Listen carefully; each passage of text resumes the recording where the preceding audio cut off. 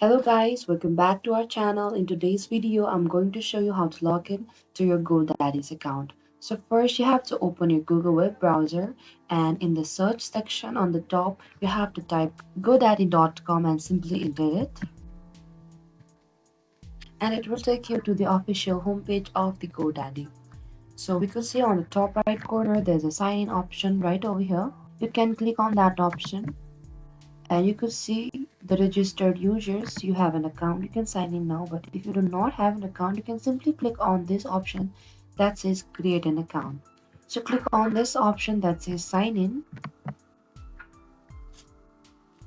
and you are required with your username or customer hash and also your password. So you can simply type your username as per in your GoDaddy's account and also your password. And here's a small icon box that says keep me signed in on this device.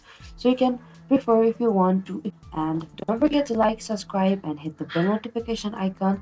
And after this, you have to click on the sign in on the bottom right here in order to log into your GoDaddy account. So thank you for watching this video. I hope I could help you.